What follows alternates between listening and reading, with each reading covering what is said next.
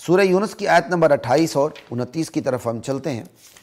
جس میں اللہ تعالیٰ فرماتے ہیں وَيَوْمَ نَحْشُرُهُمْ جَمِيعًا، قیامت کا دن ہوگا،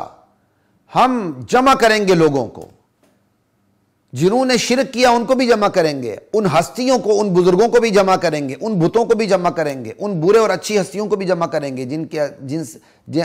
جن کو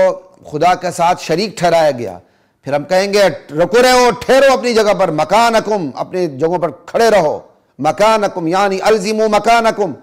انتم مکانکم انتم وشرکاؤکم، تم بھی ٹھہرے رہو، تمہارے معبود بھی یہاں ٹھہرے رہیں۔ پھر ہم ان کے درمیان جدائی ڈال دیں گے، پھر ان کے جو معبود جن کی وہ دنیا میں انہیں پکارتے رہے، اللہ کو چھوڑ کر جن کے پاس اولاد لینے کے لیے جاتے رہے، تقدیر بنانے کے لیے جاتے رہے، بیٹا لینے کے لیے جاتے رہے، بیٹی لینے کے لیے جاتے رہے، عزت لینے کے لیے جاتے رہے، اقتدار اور حکومت لینے کے لیے جاتے رہے، ہم کیا کہتے ہیں، کہیں گے، وہ کہیں گے جن کے پاس جاتے رہے، جن بزرگ ہستیوں سے مدد مانگنے کے لیے جاتے رہے، وہ ہستیاں کہیں گے، کہیں گی ما کنتم ایانا تعبدون، تم ہماری عبادت نہیں کرتے تھے، ہمیں پتہ ہی نہیں تھا کون ہمیں پکارتا رہا ہے، تم ہماری قبروں پہ آ کر تم ہمیں پکارتے رہے، ہمیں پتہ ہی نہیں کہ تم نے ہماری عبادت کی ہے، تم نے ہماری عبادت کی ہی نہیں ہے، ما کنتم ایانا تعبدون، تم نے ہماری عبادت کی نہیں ہے، تم نے تو ہمیں پکارا ہی نہیں ہے، فکفا باللہ شہیدا بیننا وبینکم، اللہ ہمارے اور تمہارے درمیان گواہ کافی ہے، ان کننا عن عبادتکم لغافلین، ہم تمہاری عبادت سے، تمہاری پکار سے بالکل بے خبر تھے۔ یہ وہ ہستیاں کہیں گی جن کو پوجا کیا دنیا میں اللہ کو چھوڑ کر، جن سے مدد مانگی گئی اللہ کو چھوڑ کر، جن سے حاجت مانگی گئی اللہ کو چھوڑ کر، جن کو دستگیر بنایا گیا اللہ کو چھوڑ کر، جن کو داتا بنایا گیا اللہ کو چھوڑ کر، جن کو گنج بخش رنج بخش بنایا گیا اللہ کو چھوڑ کر، جن کو امیر نواز غریب نواز سمجھا گیا اللہ کو چھوڑ کر،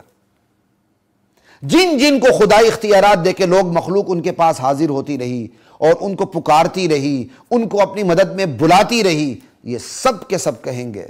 تم نے ہماری کوئی بندگی نہیں کی، تم نے ہمیں پکارا نہیں، اگر پکارا بھی ہے تو ہم نے تمہاری پکار سنی ہی نہیں۔ ایمانداری سے بتائیں، مردوں کے سننے کی نفی ہوتی کہ نہیں؟ دل پہ ہاتھ رکھ کے بتائیں بھائی، یہ مردوں کا سننا شرک کا چور دروازہ ہے، سمجھ آئی؟ جب بندہ قبر پہ جا کے مانگتا ہے نا تو یہ عقیدہ رکھ کے مانگتا ہے کہ میں جو بات کر رہا ہوں وہ سن رہا ہے۔ چند دن پہلے میں نے یوٹیوب پہ ایک وہ لطیفہ ٹائپ کی ویڈیوز آتی ہیں، وہ میں نے دیکھی کہ ایک بندہ جاتا ہے قبرستان میں تو کہتا ہے السلام علیکم یا اہل القبور،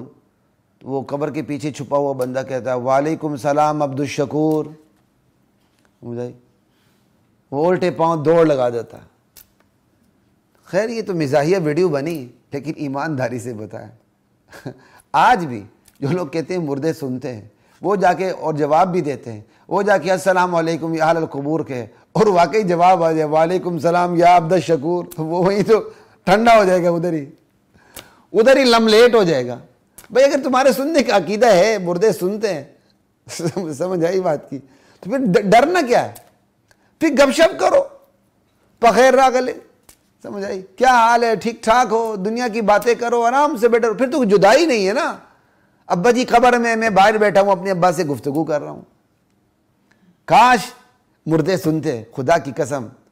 میں سب سے پہلے نبی سے بھی بات کرتا اور جا کے میں اپنے باپ سے بھی بات کرتا۔ نبی علیہ السلام کے بعد، خیر القرون کے بعد، صحابہ کے بعد میرا سب سے بڑا رشتہ تو میرے باپ سے، جو اس وقت جن کا جسم مٹی تل ہے، روح اللہ کرے ان کے علیین میں ہو۔ مردے سنتے ہوتے، جواب دیتے ہوتے تو یقین کرے میں اس گرمی میں بھی اپنے باپ کی قبر پر بیٹھ کر ان سے گپ شپ کرتا، بیٹھتا، ان کو اپنا دکھڑا سناتا کہ ابا جان آپ کے بعد میرے ساتھ کیا ہوا ہے، سمجھ آئی؟ صبت علی مصائب لو انہا صبت علی الایام سن لیالی،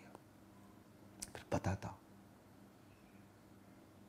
لا الہ الا اللہ۔ تو خیر بات مذاق کی تھی، سنجیدگی کی طرف آ گئی۔ تو یہ قرآن بتاتا ہے کہ جن کو پکارا گیا دنیا میں مدد کے لیے، وہ قیامت کے دن انکار کریں گے، وہ کہیں گے تم نے ہمیں پکارا نہیں، پکارا ہے تو ہمیں تمہاری پکار کی خبر ہی نہیں۔ غافلین، غافل کا لفظ اردو میں بھی استعمال ہوتا ہے۔ لا الہ الا اللہ۔ یہ تھے جی سورہ اس کی آیت 28 اور 29 سورہ یونس کی۔